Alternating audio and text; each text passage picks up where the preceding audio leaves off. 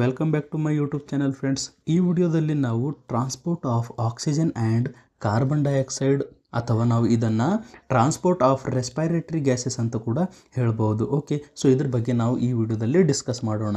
So transport of carbon dioxide and oxygen ಅಂದರೆ ಇಲ್ಲಿ ಏನಾಗುತ್ತೆ, oxygen is transferred from lungs to the other body tissue. Okay, so oxygen ಏನಾಗುತ್ತೆ ನಮ್ಮ ಲಂಗ್ಸಿಂದ other body tissue ತನಕ ಹೋಗುತ್ತೆ. ಹೇಗೆ ಹೋಗುತ್ತೆ ಸರ್ ಅಂದರೆ ಥ್ರೂ ದಿ ಬ್ಲಡ್. ಸೊ ಇದು ವ್ಯಾನ್ ಏನಿದೆ ನಮ್ಮದು ಬ್ಲಡ್ ಇದೆ. ಓಕೆ, ಸೊ ಬ್ಲಡ್ಡಿಂದ ಇದು ಏನಾಗ್ತಾ ಇದೆ ನಮ್ಮ ಲಂಗ್ಸಿಂದ ನಮ್ಮ ಅದರ್ ಬಾಡಿ ಟಿಶ್ಯೂ, ನಮ್ಮ ಸ್ಟಮಕ್ ಆಗಿರ್ಬೋದು, ಇಂಟೆಸ್ಟೈನ್ ಆಗಿರ್ಬೋದು, ನಮ್ಮ ಬ್ರೈನ್ ಆಗಿರ್ಬೋದು, ನಮ್ಮ ಸ್ಕಿನ್ ಆಗಿರ್ಬೋದು, ಹೇಗೆ ಬರ್ತಾ ಇದೆ through the blood. Okay, next so carbon dioxide ಏನಾಗುತ್ತೆ ಅದರ್ ಬಾಡಿ ಟಿಶ್ಯೂಯಿಂದ ನಮ್ಮ ಲಂಗ್ ತನಕ ಟ್ರಾನ್ಸ್ಪೋರ್ಟ್ ಆಗುತ್ತೆ. ಓಕೆ, ಸೊ ಹೇಗಾಗುತ್ತೆ ಅಂತ ನಾವು ಈ ವಿಡಿಯೋದಲ್ಲಿ ಫುಲ್ ಡೀಟೇಲ್ ಆಗಿ ಡಿಸ್ಕಸ್ ಮಾಡೋಣ. ಓಕೆ, ಸೊ ಫಸ್ಟ್ ಪಾಯಿಂಟ್ ನೋಡೋಣ. ಇಲ್ಲಿ ಏನಿದೆ, atmospheric oxygen is taken by the lungs. ಹೌದು ಸರ್, ಅಟ್ಮಾಸ್ಫಿಯರಲ್ಲಿ ಆಕ್ಸಿಜನ್ ಇದೆಯಲ್ಲ ಅದನ್ನು ಲಂಗ್ಸ್ಗಳು ಇನ್ಹೇಲ್ ಮಾಡ್ತವೆ. ಓಕೆ, ನಾವು ಇನ್ಹೇಲ್ ಮಾಡಿದಾಗ ಅಥವಾ ಇನ್ಸ್ಪೈರೇಷನ್ ಮಾಡಿದಾಗ ಹೊರಗಡೆಯಿಂದ ಗಾಳಿ ನಮ್ಮ ಲಂಗ್ಸ್ ಒಳಗಡೆ ಹೋಗುತ್ತೆ. Okay, next the oxygen is transported from lungs to tissue. ಹೌದು ಸರ್, ನಮ್ಮ ಲಂಗ್ಸಿಂದ ಅದರ್ ಬಾಡಿ ಟಿಶ್ಯೂಗೆ ಆಕ್ಸಿಜನ್ ಟ್ರಾನ್ಸ್ಪೋರ್ಟ್ ಆಗುತ್ತೆ. Next the carbon dioxide is transported from tissue to lungs. ಹೌದು ಸರ್, ಟಿಶ್ಯೂಗಳಿಂದ ನಮ್ಮ ಲಂಗ್ಸ್ಗಳಿಗೆ ಬರುತ್ತೆ carbon dioxide. Okay, so first ನಾವು ಆಕ್ಸಿಜನ್ ಟ್ರಾನ್ಸ್ಪೋರ್ಟ್ ನೋಡೋಣ, ಅದಾದಮೇಲೆ ನಾವು ಟ್ರಾನ್ಸ್ಪೋರ್ಟ್ ಆಫ್ ಕಾರ್ಬನ್ ಡೈಆಕ್ಸೈಡ್ ಬಗ್ಗೆ ನೋಡೋಣ. Okay, first transport of oxygen ಅಥವಾ ಆಕ್ಸಿಜನ್ ಟ್ರಾನ್ಸ್ಪೋರ್ಟ್ ಹೇಗಾಗುತ್ತೆ sir, from lungs to other body tissue. ಹೌದು ಸರ್, ಫ್ರಮ್ ಲಂಗ್ಸಿಂದ ಅದರ್ ಬಾಡಿ ಟಿಶ್ಯೂಗಳಿಗೆ ಇದು ಟ್ರಾನ್ಸ್ಪೋರ್ಟ್ ಆಗುತ್ತೆ. Okay, oxygen is transported from lungs to tissue. ಹೌದು ಸರ್, ಇದು ಲಂಗ್ಸ್ ಟು ಅದರ್ ಬಾಡಿ ಟಿಶ್ಯೂಗಳಿಗೆ ಏನಾಗುತ್ತೆ ಆಕ್ಸಿಜನ್ ಟ್ರಾನ್ಸ್ಪೋರ್ಟ್ ಆಗುತ್ತೆ ಥ್ರೂ ದಿ ಬ್ಲಡ್. ಓಕೆ, ಹೇಗೆ ಹೋಗುತ್ತೆ ಸರ್, ಥ್ರೂ ದಿ ಬ್ಲಡ್ಡಿಂದ ಇದು ಹೋಗುತ್ತೆ. ಬ್ಲಡ್ ಏನಿದೆ ಸರ್ ವೆಹಿಕಲ್ ಇದೆ. ಏನಿದೆ ಸರ್ ಇದು ವೆಹಿಕಲ್ ಇದೆ. ಏನು ಮಾಡುತ್ತೆ ಇದು ಆಕ್ಸಿಜನನ್ನು ಟ್ರಾನ್ಸ್ಪೋರ್ಟ್ ಮಾಡುತ್ತೆ throughout the body. Okay, next the oxygen transported in the blood in two form.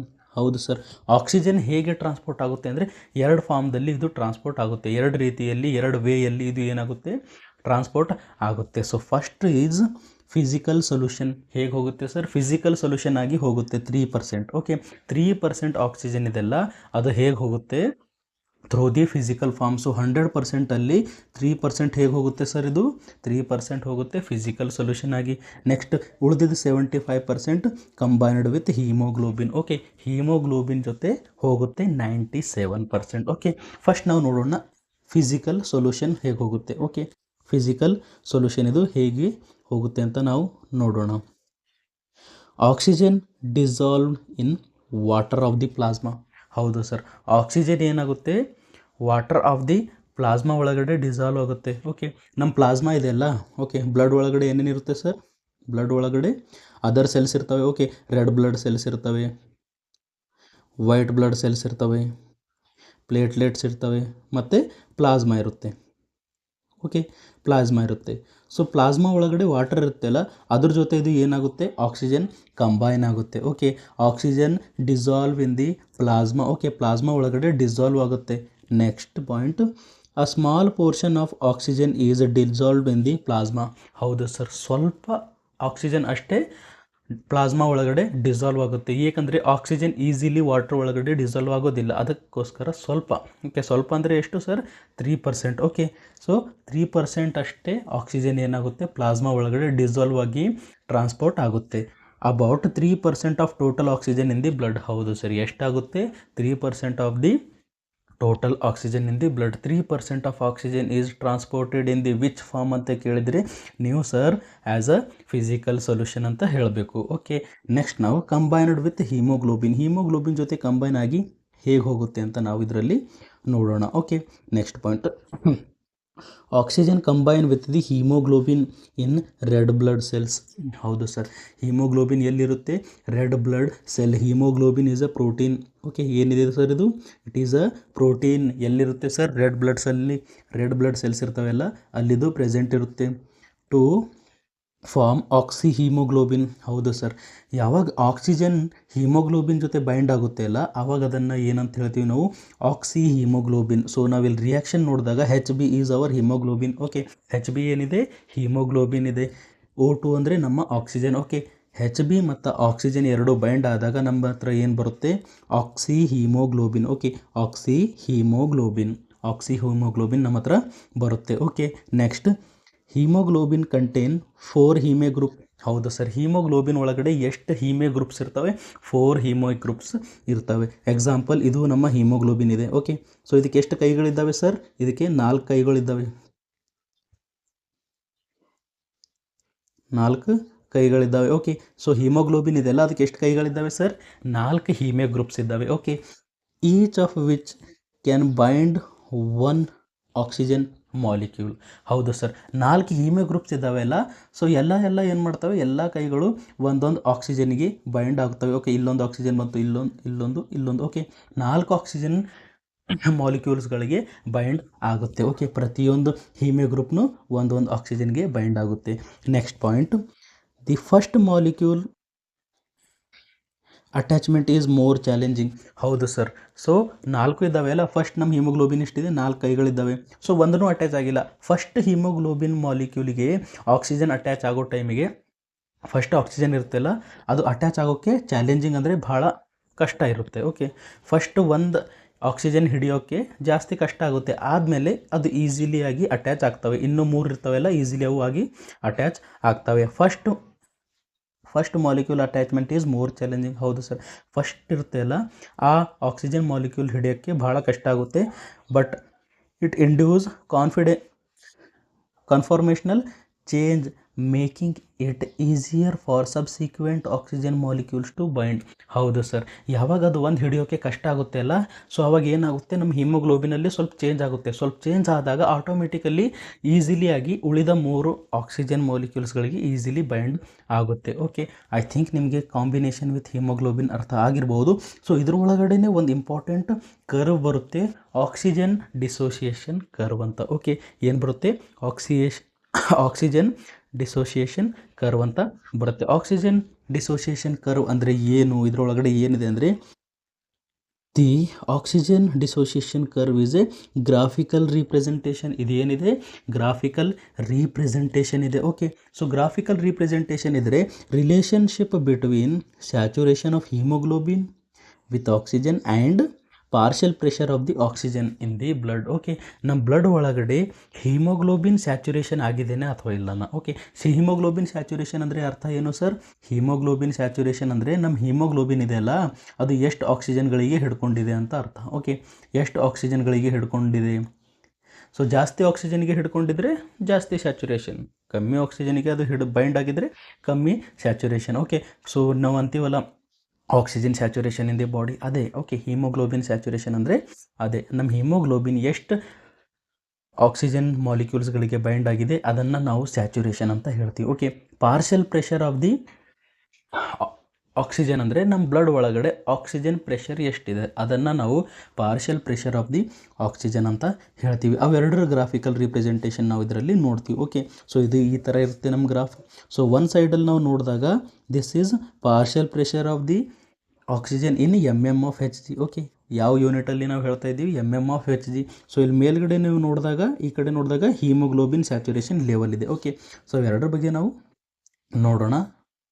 So next point ನಾವಿಲ್ಲಿ ನೋಡಿದಾಗ, it help to illustrate how haemoglobin bind and release oxygen. So ಇದು ಯಾಕೆ ಮಾಡ್ತಾ ಇದ್ದೀವಿ ಅಂದರೆ, ಸೊ ಹಿಮೋಗ್ಲೋಬಿನ್ ಹೇಗೆ oxygen ಮಾಲಿಕ್ಯೂಲ್ಸನ್ನು bind ಮಾಡುತ್ತೆ ಮತ್ತು ಬೈಂಡ್ ಮಾಡಿದ ಮೇಲೆ ರಿಲೀಸ್ ಮಾಡುತ್ತೆ ಅಲ್ಲ, ಅದು ಹೇಗಾಗುತ್ತೆ ಅಂತ ನಾವು ನೋಡೋಕ್ಕೆ ಈ ಗ್ರಾಫನ್ನು ಸ್ಟಡಿ ಮಾಡ್ತೀವಿ. ಓಕೆ, ಎಟ್ ಡಿಫರೆಂಟ್ ಫಿಸಿಯೋಲಾಜಿಕಲ್ ಕಂಡೀಷನ್. ಹೌದು ಸರ್, ಯಾವ ಸಮಯದಲ್ಲಿ ಹಿಮೋಗ್ಲೋಬಿನ್ ಆಕ್ಸಿಜನನ್ನು ಹಿಡಿದುಕೊಳ್ಳುತ್ತೆ, ಯಾವ ಸಮಯದಲ್ಲಿ ಹಿಮೋಗ್ಲೋಬಿನ್ ಆಕ್ಸಿಜನನ್ನು ಬಿಡುತ್ತೆ, ಇದೆಲ್ಲ ನಾವು ಇದರಲ್ಲಿ ನೋಡೋಣ. Okay, next, the oxygen dissociation curve has sigmoidal shaped.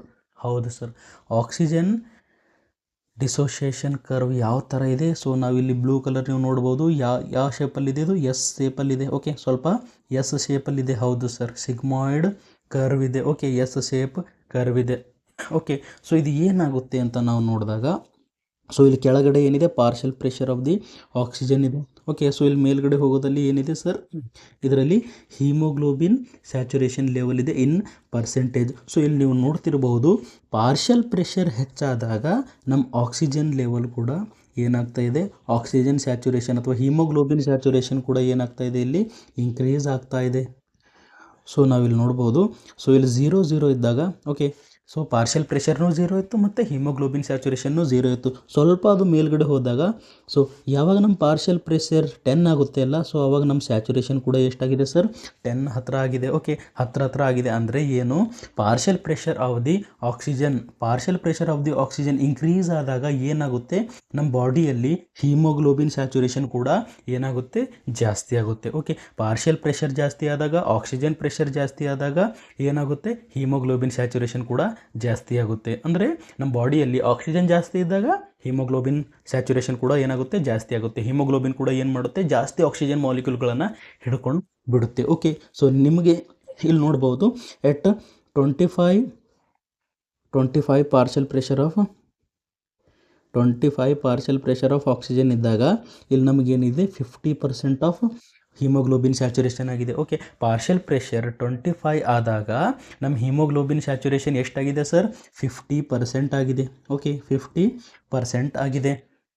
Partial pressure ಎಷ್ಟಾದಾಗ ಸರ್, ಪಾರ್ಷಿಯಲ್ ಪ್ರೆಷರ್ ನಮ್ಮದು 25 ಆದಾಗ ಹಿಮೋಗ್ಲೋಬಿನ್ ಸ್ಯಾಚುರೇಷನ್ ಎಷ್ಟಾಗಿದೆ, ಇಲ್ಲಿ 50% ಆಗಿದೆ. ಸೊ ಅದೇ ರೀತಿ ಯಾವಾಗ ನಮ್ಮ ಪಾರ್ಷಿಯಲ್ ಪ್ರೆಷರ್ ಜಾಸ್ತಿ ಆಗುತ್ತೆ ಅಲ್ಲ, ಒಂದು ಪಾಯಿಂಟ್ ಬರುತ್ತೆ up to 100. Okay, up to 100 ತನಕ ಏನಾಗುತ್ತೆ, ನಮ್ಮ ಬಾಡಿಯಲ್ಲಿ ಸ್ಯಾಚುರೇಷನ್ ಆಗುತ್ತೆ. 100ಕ್ಕಿಂತ ಜಾಸ್ತಿ ಆಗೋಕ್ಕೆ ಸಾಧ್ಯ ಇಲ್ಲ. ಮ್ಯಾಕ್ಸಿಮಮ್ 100% ಹಿಮೋಗ್ಲೋಬಿನ್ ಸ್ಯಾಚುರೇಷನ್ ಆಗುತ್ತೆ. ಓಕೆ, ಸೊ ಪಾರ್ಷಿಯಲ್ ಪ್ರೆಷರ್ ಜಾಸ್ತಿ ಆದಾಗ ಹಿಮೋಗ್ಲೋಬಿನ್ ಸ್ಯಾಚುರೇಷನ್ ಕೂಡ ಜಾಸ್ತಿ ಆಗುತ್ತೆ. Okay, but in condition, so ಇದರಲ್ಲಿ ಶಿಫ್ಟ್ಸ್ ಅಂತ ಬರ್ತವೆ. Okay, right shift and left shift ಅಂತ ಬರುತ್ತೆ. Right shift and left shift ಅಂದರೆ, ಸೊ ಇಲ್ಲಿ ನೀವು ನೋಡ್ಬೋದು ರೆಡ್ ಕಲರ್ ಇದೆಲ್ಲ ಅದೇನಾಗಿದೆ, ರೈಟ್ ಶಿಫ್ಟ್ ಆಗಿದೆ. ಓಕೆ, ಸೊ ಇಲ್ಲಿ ರೆಡ್ ಕಲರ್ ಲೈನ್ ಇದೆಲ್ಲ, ಸೊ ಆ ರೆಡ್ ಕಲರ್ ಲೈನ್ ಏನಾಗಿದೆ, ಇಲ್ಲಿ ಬ್ಲೂ ಕಲರಿಂದ ರೈಟಿಗೆ ಶಿಫ್ಟ್ ಆಗಿದೆ. ಹೌದು ಸರ್, ಬ್ಲೂ ಕಲರಿಂದ ಅದು ರೈಟಿಗೆ ಶಿಫ್ಟ್ ಆಗಿದೆ. ಅಂದರೆ ಅರ್ಥ ಏನು, ಸೊ ಯಾವಾಗ ನಮ್ಮ ಬಾಡಿ ಒಳಗಡೆ ರೈಟ್ ಶಿಫ್ಟ್ ಅಂದರೆ ಯಾವಾಗ ನಮ್ಮ ಬಾಡಿ ಒಳಗಡೆ ಕಾರ್ಬನ್ ಡೈಆಕ್ಸೈಡ್ ಜಾಸ್ತಿ ಆಗುತ್ತೆ, ಯಾವ ಪ್ಲೇಸಲ್ಲಿ ಆ್ಯಸಿಡೋಸಿಸ್ ಜಾಸ್ತಿ ಇರುತ್ತೆ ಅಂದರೆ ಆ್ಯಸಿಡಿಟಿ ಜಾಸ್ತಿ ಆಗುತ್ತೆ ನಮ್ಮ ಬಾಡಿ ಒಳಗಡೆ. ಯಾವಾಗ ನಮ್ಮ ಬಾಡಿಯಲ್ಲಿ 2,3 DPG ಅಂದರೆ ಇದೊಂದು ನಮ್ಮ ಬಾಡಿ ಒಳಗಡೆ ಸಬ್ಸ್ಟೆನ್ಸ್ ಇದೆ, ಅದು ಜಾಸ್ತಿ ಆದಾಗ, ನಮ್ಮ ಬಾಡಿ ಒಳಗಡೆ ಟೆಂಪ್ರೇಚರ್ ಜಾಸ್ತಿ ಆದಾಗ ಅದು ಏನಾಗುತ್ತೆ, ರೈಟ್ ಶಿಫ್ಟಿಗೆ ಬರುತ್ತೆ. ಓಕೆ, ಸೊ ಈ ಕರ್ವ್ ಏನಾಗುತ್ತೆ, ರೈಟ್ ಶಿಫ್ಟಿಗೆ ಬರುತ್ತೆ. ಎಕ್ಸಾಂಪಲ್, ನಾರ್ಮಲ್ ಇದ್ದಾಗ ಎಟ್ 50 mm of Hg. Okay, so ಇಲ್ಲಿ ನೀವು ಲೈನ್ ನೋಡ್ಬೋದು, 50 mm ಆಫ್ Hgಯಲ್ಲಿ ನಾವು ಏನು ಮಾಡಿದ್ದೀವಿ, ಪಾರ್ಷಿಯಲ್ ಪ್ರೆಷರ್ ಇದೆ. 50 mm ಆಫ್ Hgಯಲ್ಲಿ ಪಾರ್ಷಿಯಲ್ ಪ್ರೆಷರ್ ಇದ್ದಾಗ, ನಾರ್ಮಲ್ ಇದ್ದಾಗ ಇಲ್ಲಿ ಬ್ಲೂ ಕಲರ್ ಹತ್ರ ಎಷ್ಟಿದೆ ಸರ್, 85%. ಓಕೆ, ಸೊ ಇಲ್ಲಿ ಎಷ್ಟಿದೆ, 85% ಆಫ್ ಆಕ್ಸಿಜನ್ ಸ್ಯಾಚುರೇಷನ್ ಇದೆ. Okay, normal. ಓಕೆ, ಏನು ಇದು ಯಾವ ಕಡೆನೂ ಶಿಫ್ಟ್ ಆಗಿಲ್ಲ. ಬಟ್ ಇದು ಶಿಫ್ಟ್ ಆದಾಗ, ರೈಟ್ ಶಿಫ್ಟ್ ಆದಾಗ, ಇದು ರೆಡ್ ಕಲರ್ ಇದೆಯಲ್ಲ, ರೆಡ್ ಕಲರ್ ಏನಿದೆ ಇಲ್ಲಿ ರೈಟ್ ಶಿಫ್ಟ್ ಆಗಿರೋದು. ಓಕೆ, ರೆಡ್ ಕಲರ್ ಏನಿದೆ ರೈಟ್ ಶಿಫ್ಟ್ ಆಗಿರೋದು. So at 50 mm of Hg. Okay, partial pressure ಏನಿದೆ 50ನೇ ಇದೆ, ಬಟ್ ಇಲ್ಲಿ ರೈಟ್ ಶಿಫ್ಟ್ ಆದಾಗ ಇಲ್ಲಿ ಎಷ್ಟಿದೆ ಆಕ್ಸಿಜನ್ ಸ್ಯಾಚುರೇಷನ್ ಅಥವಾ ಹಿಮೋಗ್ಲೋಬಿನ್ ಸ್ಯಾಚುರೇಷನ್ ಎಷ್ಟಿದೆ ಸರ್, 75. ಓಕೆ, ಏನಿದೆ 70, ಸಾರಿ, ಸೊ ಇಲ್ಲಿ ಏನಿದೆ 75 ಇದೆ. ಓಕೆ, ಇಲ್ಲಿ 75 ಇದೆ. 50 mm ಆಫ್ Hg ಏನಿದೆ, ಪಾರ್ಷಿಯಲ್ ಪ್ರೆಷರ್ ಆಫ್ ಆಕ್ಸಿಜನ್ ಇದ್ದಾಗ ಇಲ್ಲಿ ಏನಾಗಿದೆ, ಸ್ಯಾಚುರೇಷನ್ ಕಡಿಮೆ ಆಗಿದೆ. ಅಂದರೆ ಅರ್ಥ ಏನು, ನಮ್ಮ ಇದು ಕರ್ವ್ ಇದೆಯಲ್ಲ, ಸಿಗ್ಮಾಯ್ಡ್ ಕರ್ವ್, ರೈಟ್ ಶಿಫ್ಟ್ ಆದಾಗ ಆಕ್ಸಿಜನ್ ಅನ್ನು ಇದು ಬಿಟ್ಬಿಡುತ್ತೆ. ಓಕೆ, ಆಕ್ಸಿಜನನ್ನು ಅನ್ಲೋಡ್ ಮಾಡುತ್ತೆ. ಅನ್ಲೋಡ್ ಅಂದರೆ ಅರ್ಥ ಏನು, ಸೊ ಇಲ್ಲಿ ನೀವು ನೋಡ್ತಿರಬಹುದು 85 ಇತ್ತು ಮೊದಲೇ, ಅಂದರೆ 85 ಹಿಮೋಗ್ಲೋಬಿನನ್ನು ಇದು ಹಿಡ್ಕೊಂಡಿತ್ತು. ಬಟ್ ಇದು ರೈಟ್ ಶಿಫ್ಟ್ ಆದಾಗ ಸೇಮ್ ಪ್ರೆಷರ್ ಇದೆ, ಬಟ್ 75 ಹಿಮೋಗ್ಲೋಬಿನನ್ನೇ ಹಿಡ್ಕೊಂಡಿದೆ. ಅಂದರೆ ಅರ್ಥ ಏನು, 10 ಹಿಮೋಗ್ಲೋಬಿನ್ಸನ್ನು ಇದು ಬಿಟ್ಟುಬಿಡ್ತು. ಓಕೆ, 10 ಹಿಮೋಗ್ಲೋಬಿನ್ಸನ್ನು ಇದು ಅನ್ಲೋಡ್ ಮಾಡಿಬಿಡ್ತು. ಓಕೆ, ಹಿಮೋಗ್ಲೋಬಿನ್ ಏನು ಮಾಡಿಬಿಡ್ತು, ಅನ್ಲೋಡ್ ಮಾಡಿಬಿಡ್ತು. 10 ಹಿಮೋಗ್ಲೋಬಿನ್ಸನ್ನು ಇದು ಅನ್ಲೋಡ್ ಮಾಡಿಬಿಡ್ತು. ಸೊ ಯಾವಾಗ ಆಗುತ್ತೆ ಸರ್, ಯಾವ ಪ್ಲೇಸಲ್ಲಾಗುತ್ತೆ ಇದು ರೈಟ್ ಶಿಫ್ಟ್, ಯಾವಾಗ ಆಗುತ್ತೆ ಅಂದರೆ ನಮ್ಮ ಮಸಲ್ಸಲ್ಲಿ. ಓಕೆ, ಸೊ ನಮ್ಮ ಮಸಲ್ಸ್ ಅಂದರೆ ನಮ್ಮ ಅದರ್ ಟಿಶ್ಯೂ ಅಥವಾ ನಮ್ಮ ಪ್ಲಾಸೆಂಟಾ ಅಂತ ಕೂಡ ಹೇಳ್ಬೋದು. ಓಕೆ, ಪ್ರೆಗ್ನೆಂಟ್ ಮದರ್ ಇದ್ದಾಳೆ, ಅಲ್ಲಿ ಪ್ಲಾಸೆಂಟಲ್ಲಿ ಕೂಡ ಆಗಬಹುದು. ಓಕೆ, ಸೊ ಮಸಲ್ಸಲ್ಲಿ ಏನಿರುತ್ತೆ, ಕಾರ್ಬನ್ ಡೈಆಕ್ಸೈಡ್ ಜಾಸ್ತಿ ಇರುತ್ತೆ ಸರ್, ಹೌದಲ್ಲ? ಹೌದು ಸರ್, ಕಾರ್ಬನ್ ಡೈಆಕ್ಸೈಡ್ ಜಾಸ್ತಿ ಇರುತ್ತೆ. ಸೊ ಆ ಪ್ಲೇಸಲ್ಲಿ ಇಲ್ಲಿ ಆಕ್ಸಿಜನನ್ನು ಅದು ಏನು ಮಾಡುತ್ತೆ, ಅದು 10 ಆಕ್ಸಿಜನನ್ನು ಇದು ಏನು ಮಾಡುತ್ತೆ, ಇಲ್ಲಿ ಅನ್ಲೋಡ್ ಮಾಡುತ್ತೆ. ಓಕೆ, ಏನು ಮಾಡುತ್ತೆ, ಆಕ್ಸಿಜನ್ ಬೇಕಲ್ಲ ನಮ್ಮ ಮಸಲ್ಸ್ಗೆ. ಹೌದು ಸರ್, ಅದಕ್ಕೋಸ್ಕರ 10 ಆಕ್ಸಿಜನ್ ಮಾಲಿಕ್ಯೂಲ್ಸನ್ನು ಇದು ಅನ್ಲೋಡ್ ಮಾಡುತ್ತೆ. ಓಕೆ, ಅನ್ಲೋಡ್ ಮಾಡುತ್ತೆ. ಟಿಶ್ಯೂವಲ್ಲಿ ಕೂಡ ಏನು ಮಾಡುತ್ತೆ, ಅನ್ಲೋಡ್ ಮಾಡುತ್ತೆ. ನಮ್ಮ ಪ್ಲಾಸೆಂಟಲ್ಲಿ ಕೂಡ ಏನು ಮಾಡುತ್ತೆ, ಅನ್ಲೋಡ್ ಮಾಡುತ್ತೆ. ಯಾವ ಪ್ಲೇಸಲ್ಲಿ ಅಂದರೆ ನಮ್ಮ ಬಾಡಿ ಒಳಗಡೆ ಕಾರ್ಬನ್ ಡೈಆಕ್ಸೈಡ್ ಜಾಸ್ತಿ ಇದ್ದಾಗ.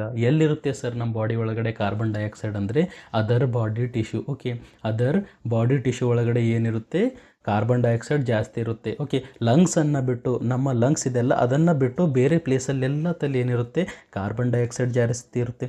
ಅದಕ್ಕೋಸ್ಕರ ಯಾವ ಪ್ಲೇಸಲ್ಲಿ ಇದು ರೈಟ್ ಶಿಫ್ಟ್ ಆಗುತ್ತೆ, ನಮ್ಮ ಆಕ್ಸಿಜನ್ ಡಿಸೋಸಿಯೇಷನ್ ಕರ್ವ್ ಯಾವ ಪ್ಲೇಸಲ್ಲಿ ರೈಟ್ ಶಿಫ್ಟ್ ಆಗುತ್ತೆ ಅಂತ ಹೇಳಿದಾಗ ಸರ್ ಮಸಲ್ಸಲ್ಲಾಗುತ್ತೆ, ಟಿಶ್ಯೂವಲ್ಲಾಗುತ್ತೆ ಮತ್ತು ಪ್ಲಾಸೆಂಟಾ ಅಲ್ಲಾಗುತ್ತೆ ಅಂತ ನೀವು ಹೇಳಬೇಕು. ಓಕೆ, ಸೊ ಅದೇ ರೀತಿ ಆ್ಯಸಿಡೋಸಿಸ್ ಅಂದರೆ ಪ್ಯಾಥೊಲಜಿಕಲ್ ಕಂಡೀಷನ್. ಅದರ್ ಪ್ಯಾಥೊಲಜಿಕಲ್ ಕಂಡೀಷನ್ ಅಂದರೆ ಅವನಿಗೆ ಏನಾಗಿದೆ, ಡಿಸೀಸ್ ಇದೆ. ಓಕೆ, ಆ ವ್ಯಕ್ತಿಗೆ ಏನಿದೆ, ಡಿಸೀಸ್ ಇದೆ. ಅವನ ಬ್ಲಡ್ಡಿನ ಆ್ಯಸಿಡಿಟಿ ಏನಾಗಿದೆ, ಜಾಸ್ತಿ ಆಗಿದೆ. ಓಕೆ, ಬ್ಲಡ್ ಆ್ಯಸಿಡಿಟಿ ಏನಾಗಿದೆ, ಜಾಸ್ತಿ ಆಗಿದೆ, ಆ್ಯಸಿಡೋಸಿಸ್ ಅಂತ ಹೇಳ್ತೀವಿ. ಆ ಸಮಯದಲ್ಲಿ ಕೂಡ ಏನಾಗುತ್ತೆ, ಇದು ರೈಟ್ ಶಿಫ್ಟಿಗೆ ಬರುತ್ತೆ. ಓಕೆ, ಮತ್ತು 2-3 DGP ಜಾಸ್ತಿ ಆದಾಗ ಕೂಡ ಏನಾಗುತ್ತೆ, ರೈಟ್ ಶಿಫ್ಟಿಗೆ ಬರುತ್ತೆ.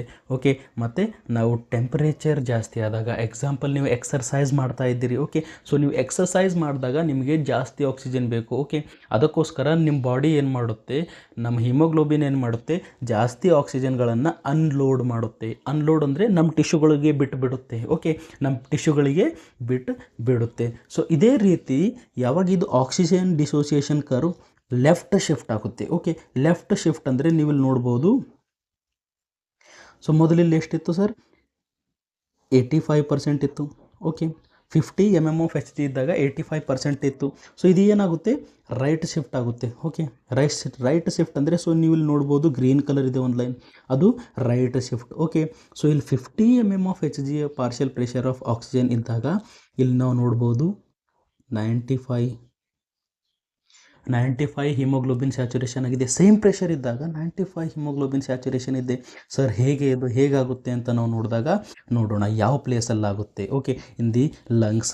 ಸೊ ನಮ್ಮ ಲಂಗ್ಸಲ್ಲಿ ಏನಾಗುತ್ತೆ ಸರ್, ಸಿಗ್ಮಾಯ್ಡ್ ಕರ್ವ್ ಏನಾಗುತ್ತೆ, ಲೆಫ್ಟ್ ಶಿಫ್ಟ್ ಹೊಡುತ್ತೆ. ಓಕೆ, ಲೆಫ್ಟ್ ಶಿಫ್ಟ್ ಅಂದರೆ ಹಿಂದಕ್ಕೆ ಬರುತ್ತೆ. ಹಿಂದಕ್ಕೆ ಬಂದಾಗ ಏನಾಗುತ್ತೆ, ಲೆಫ್ಟ್ ಶಿಫ್ಟ್ ಹೊಡೆದಾಗ ಏನಾಗುತ್ತೆ ಅಂತ ಕೇಳಿದಾಗ ಸರ್ ಅಲ್ಲಿ ಜಾಸ್ತಿ ಆಕ್ಸಿಜನ್ ಹಿಮೋಗ್ಲೋಬಿನ್ ಜೊತೆ ಬೈಂಡ್ ಆಗುತ್ತೆ. ಓಕೆ, ಹಿಮೋಗ್ಲೋಬಿನ್ ಇದೆಲ್ಲ ಅದು ಜಾಸ್ತಿ ಆಕ್ಸಿಜನ್ಗಳನ್ನು ತಗೊಂಡು ಬಿಡುತ್ತೆ. ಓಕೆ, 50 ಇದ್ದಾಗೆ, ಓಕೆ 50 mmHg ಇತ್ತು. Okay, partial pressure of oxygen ಎಷ್ಟಿತ್ತು ಸರ್, 50 mmHg ಇತ್ತು. ಬಟ್ ಏನು ಮಾಡ್ತಾ ಇದೆ, 95% ಆಫ್ ಆಕ್ಸಿಜನ್ಗಳಿಗೆ ಬೈಂಡ್ ಆಗ್ತಾ ಇದೆ. ನಮ್ಮ ಹಿಮೋಗ್ಲೋಬಿನ್ ಏನಾಗ್ತಾ ಇದೆ, 95% ಆಫ್ ಆಕ್ಸಿಜನ್ಗಳಿಗೆ ಇದು ಏನಾಗ್ತಾ ಇದೆ, ಬೈಂಡ್ ಆಗ್ತಾ ಇದೆ. ಸರ್ ಎಲ್ಲಾಗುತ್ತೆ, ಹೇಗಾಗುತ್ತೆ ಅಂತ ಕೇಳಿದಾಗ ನಮ್ಮ ಲಂಗ್ಸಲ್ಲಿ ಸರ್. ಓಕೆ, ನಮ್ಮ ಲಂಗ್ಸಲ್ಲಾಗುತ್ತೆ. ಸೊ ಯಾವ ಪ್ಲೇಸಲ್ಲಿ ಕಾರ್ಬನ್ ಡೈಆಕ್ಸೈಡ್ ಕಡಿಮೆ ಇರುತ್ತೆಲ್ಲ ಆ ಪ್ಲೇಸಲ್ಲಿ ಏನಾಗುತ್ತೆ, ಇದು ಲೆಫ್ಟ್ ಶಿಫ್ಟ್ ಆಗುತ್ತೆ. ಓಕೆ, ನಮ್ಮ ಲಂಗ್ಸಲ್ಲಿ ಕಾರ್ಬನ್ ಡೈಆಕ್ಸೈಡ್ ಜಾಸ್ತಿ ಇರುತ್ತೇನಾ, ಇರೋದಿಲ್ಲ ಸರ್. ನಮ್ಮ ಲಂಗ್ಸಲ್ಲಿ ಕಾರ್ಬನ್ ಡೈಆಕ್ಸೈಡ್ ಏನಿರುತ್ತೆ, ಕಡಿಮೆ ಇರುತ್ತೆ, ಲೆಸ್ ಇರುತ್ತೆ. ಅದಕ್ಕೋಸ್ಕರ ನಮ್ಮ ಲಂಗ್ಸಲ್ಲಿ ಏನಾಗುತ್ತೆ, ನಮ್ಮ ಲಂಗ್ಸಲ್ಲಿ ಲೆಫ್ಟ್ ಶಿಫ್ಟ್ ಮಾಡುತ್ತೆ. ಓಕೆ, ನೆಕ್ಸ್ಟ್ ಆ್ಯಸಿಡೋಸಿಸ್ ಕಡಿಮೆ ಇದ್ದಲ್ಲಿ. ಓಕೆ, ಸೊ ನಮ್ಮ ಲಂಗ್ಸಲ್ಲಿ ಆ್ಯಸಿಡೋಸಿಸ್ ಏನಿರುತ್ತೆ, ಕಮ್ಮಿ ಇರುತ್ತೆ. ಓಕೆ, ನಮ್ಮ ಲಂಗ್ಸಲ್ಲಿ ಆ್ಯಸಿಡೋಸಿಸ್ ಕಮ್ಮಿ ಇರುತ್ತೆ. ಮತ್ತು 2-3 DPG. ಓಕೆ, 2-3 DPG ಕಡಿಮೆ ಇದ್ದಾಗ ಕೂಡ ಏನಾಗುತ್ತೆ, ನಮ್ಮ ಬಾಡಿಯಲ್ಲಿ ಸಿಗ್ಮಾಯ್ಡ್ ಕರ್ವ್ ಏನಿರುತ್ತೆ, ಲೆಫ್ಟ್ ಶಿಫ್ಟ್ ಹೊಡುತ್ತೆ. ಓಕೆ, ಮತ್ತು ಟೆಂಪ್ರೇಚರ್ ನಮ್ಮ ಬಾಡಿಯಲ್ಲಿ ಕಡಿಮೆ ಆದಾಗ ಕೂಡ ಲೆಫ್ಟ್ ಶಿಫ್ಟ್ ಮಾಡುತ್ತೆ. ಅಂದರೆ ಆಕ್ಸಿಜನ್ ಏನು ಮಾಡುತ್ತೆ, ಹಿಮೋಗ್ಲೋಬಿನ್ ಜೊತೆ ಜಾಸ್ತಿ ಬೈಂಡ್ ಆಗುತ್ತೆ. ಓಕೆ, ನಮ್ಮ ಲಂಗ್ಸಲ್ಲಿ ಲೆಫ್ಟ್ ಶಿಫ್ಟ್ ಹೊಡುತ್ತೆ. ಓಕೆ, ಫಸ್ಟ್ ನಾವು ಇನ್ಸ್ಪೈರೇಷನ್ ಮಾಡ್ತೀವಿ, ಗಾಳಿಯನ್ನು ಒಳಗಡೆ ತಗೊಳ್ತೀವಿ. ಗಾಳಿಯನ್ನು ಒಳಗಡೆ ತಗೊಂಡಾಗ ಅದು ಹೋಗುತ್ತೆ ನಮ್ಮ ಲಂಗ್ಸ್ ಹತ್ರ.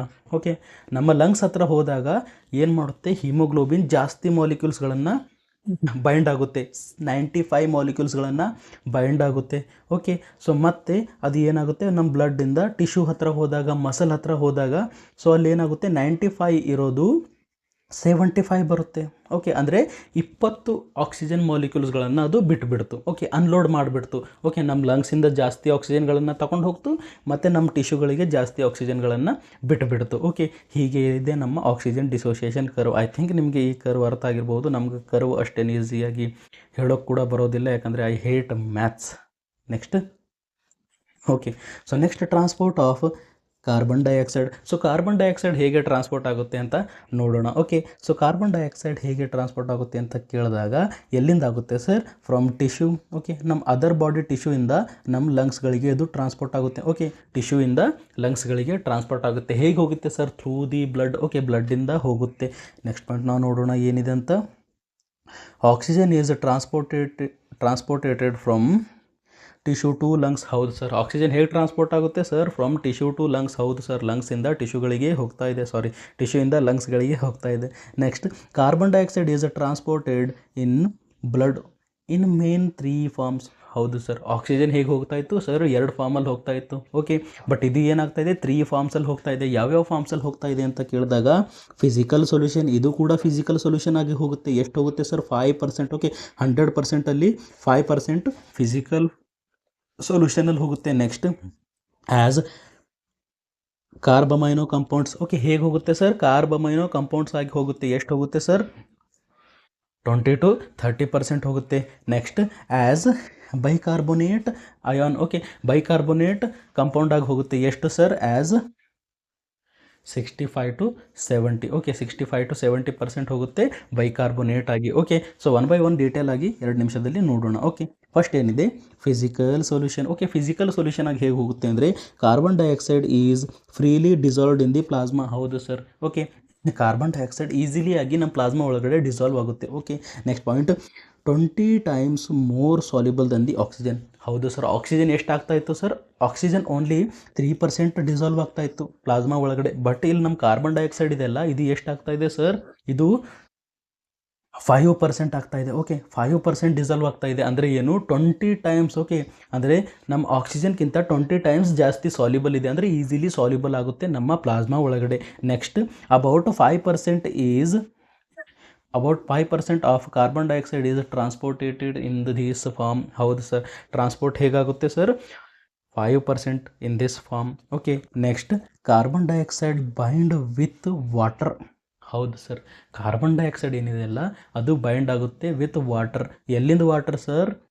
ಬ್ಲಡ್ ಒಳಗಡೆ ವಾಟರ್ ಇರುತ್ತೆಲ್ಲ, ನಮ್ಮ ಪ್ಲಾಸ್ಮಾ ಒಳಗಡೆ ವಾಟರ್ ಇರುತ್ತೆಲ್ಲ, ಅದ್ರ ಜೊತೆ ಏನಾಗುತ್ತೆ? ಇದು ಬೈಂಡ್ ಆಗುತ್ತೆ and forms carbonic acid. Okay, so ಇದು ಏನಾಗುತ್ತೆ? ಕಾರ್ಬನ್ ಡೈಆಕ್ಸೈಡ್ ನಮ್ಮ ವಾಟರ್ ಜೊತೆ ಬೈಂಡ್ ಆಗಿ ಕಾರ್ಬೋನಿಕ್ ಆ್ಯಸಿಡ್ ಕೊಡುತ್ತೆ. ಓಕೆ, ಸೊ ಇದು ಏನಿದೆ? ನಮ್ಮ carbon dioxide. Okay, so carbon dioxide bind with the water, H2O ಅಂದರೆ ವಾಟರ್, ವಿಚ್ ಗಿವ್ಸ್ ಏನು ಕೊಡುತ್ತೆ ಸರ್? ಕಾರ್ಬೋನಿಕ್ ಆ್ಯಸಿಡ್ ಕೊಡುತ್ತೆ. ಓಕೆ, ಕಾರ್ಬೋನಿಕ್ ಆ್ಯಸಿಡ್ ಕೊಡುತ್ತೆ. ಹೀಗೆ ಇದು ಏನಾಗುತ್ತೆ? ಟ್ರಾನ್ಸ್ಪೋರ್ಟ್ ಆಗುತ್ತೆ from tissue to lungs. Okay, next, as carbamino compounds. Okay, ಹೇಗೆ ಹೋಗುತ್ತೆ? ಕಾರ್ಬಮೈನೋ ಕಂಪೌಂಡ್ಸ್ ಆಗಿ ಹೋಗುತ್ತೆ. ಓಕೆ, ಸೊ ನೋಡೋಣ. Carbon dioxide combine with the NH group present in the protein. ಹೌದು ಸರ್. ನಮ್ಮ ಬ್ಲಡ್ ಒಳಗಡೆ ಪ್ರೋಟೀನ್ ಇರುತ್ತೆ ಅಲ್ಲ, ಸೊ ಆ ಪ್ರೋಟೀನಲ್ಲಿ NH ಗ್ರೂಪ್ ಇರುತ್ತೆ. ಓಕೆ, NH ಗ್ರೂಪ್ ಇರುತ್ತೆ. ಸೊ ಕಾರ್ಬನ್ ಡೈಆಕ್ಸೈಡ್ ಏನು ಮಾಡುತ್ತೆ? ಆ NH ಗ್ರೂಪ್ ಜೊತೆ ಬೈಂಡ್ ಆಗುತ್ತೆ. Okay, so carbon dioxide bind with that NH group. Okay, molecule to produce carbamino compound. So carbon dioxide ಆ NH ಮಾಲಿಕ್ಯೂಲ್ ಜೊತೆ bind ಆದಾಗ ಏನು ಪ್ರೊಡ್ಯೂಸ್ ಆಗುತ್ತೆ? ಕಾರ್ಬಮೈನೋ ಕಂಪೌಂಡ್ಸ್ ಜನರೇಟ್ ಆಗುತ್ತೆ. ಸೊ ನಾವಿಲ್ಲಿ ನೋಡ್ಬೋದು ಸರ್, ಇಲ್ಲಿ ರಿಯಾಕ್ಷನ್ ಏನು ನಡೀತಾ ಇದೆ? ಕಾರ್ಬನ್ ಡೈಆಕ್ಸೈಡ್ ಇದೆಲ್ಲ ಅದು ಎದ್ರ ಜೊತೆ ಕಂಬೈನ್ ಆಗ್ತಾ ಇದೆ ಸರ್? ಪ್ರೋಟೀನಲ್ಲಿ NH ಗ್ರೂಪ್ ಇದೆಯಲ್ಲ. ಓಕೆ, ಪ್ರೋಟೀನಲ್ಲಿ NH ಗ್ರೂಪ್ ಇದೆಯಲ್ಲ ಅದ್ರ ಜೊತೆ ಬೈಂಡ್ ಆಗ್ತಾ ಇದೆ. ಬೈಂಡ್ ಆದಾಗ ನಮ್ಮ ಹತ್ರ ಏನು ಬರ್ತಾ ಇದೆ? So ಕಾರ್ಬಮೈನೋ compound. ಸೊ ನಾವು ಇದನ್ನು ನೋಡ್ಬೋದು, ಇದು ಏನಿದೆ? ಕಾರ್ಬಮೈನೋ ಕಾಂಪೌಂಡ್ ಇದೆ. ಓಕೆ, ಸೊ NH ಜೊತೆ ಯಾರು ಬೈಂಡ್ ಆಗಿದ್ದಾರೆ? CO2. ಓಕೆ, ಕಾರ್ಬನ್ ಡೈಆಕ್ಸೈಡ್ ಏನಾಗಿದೆ? ನಮ್ಮ NH ಗ್ರೂಪ್ ಜೊತೆ ಬೈಂಡ್ ಆಗಿದೆ. ಓಕೆ, ಸೊ ಏನಂತ ಹೇಳ್ತೀವಿ ನಾವು? ಇದನ್ನು ಕಾರ್ಬಮೈನೋ ಕಾಂಪೌಂಡ್ ಅಂತ ಹೇಳ್ತೀವಿ. Okay, next, about 20 to 30 of total carbon dioxide transport occur in this form. ಹೌದು ಸರ್. ಎಷ್ಟಾಗ್ತಾ ಇದೆ? 20 to 30% oxygen carbon dioxide transport ಆಗ್ತಾ ಇದೆ. Okay, next, this reaction occur with in the plasma protein. ಹೌದು sir. ಇದು ನಮ್ಮ ಪ್ಲಾಸ್ಮಾ ಪ್ರೋಟೀನ್ ಒಳಗಡೆ reaction ಆಗುತ್ತೆ and also in red blood cells. ಹೌದು ಸರ್. ನಮ್ಮ ರೆಡ್ ಬ್ಲಡ್ ಸೆಲ್ ಒಳಗಡೆ ಯಾವ ಪ್ರೋಟೀನ್ ಇರುತ್ತೆ ಅಲ್ಲ ಅದರಲ್ಲಿ ಕೂಡ ರಿಯಾಕ್ಷನ್ ಆಗುತ್ತೆ ಸರ್. ನಮ್ಮ ರೆಡ್ ಬ್ಲಡ್ಡಲ್ಲಿ ಯಾವ ಪ್ರೋಟೀನ್ ಇರುತ್ತೆ?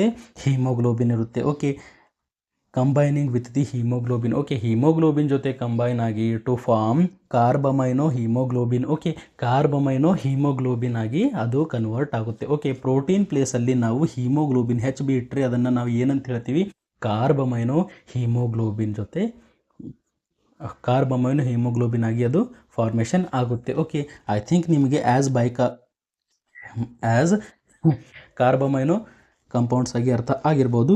ನೆಕ್ಸ್ಟ್, ಕಾರ್ಬನ್ ಡೈಆಕ್ಸೈಡ್ ಹೇಗೆ ಟ್ರಾನ್ಸ್ಪೋರ್ಟ್ ಆಗುತ್ತೆ? Next, as bicarbonate ions. Okay, so bicarbonate ಆಗಿದ್ದು ಏನಾಗುತ್ತೆ, ಟ್ರಾನ್ಸ್ಪೋರ್ಟ್ ಆಗುತ್ತೆ ಫ್ರಮ್ ಟಿಶ್ಯೂ ಟು ಲಂಗ್ಸ್.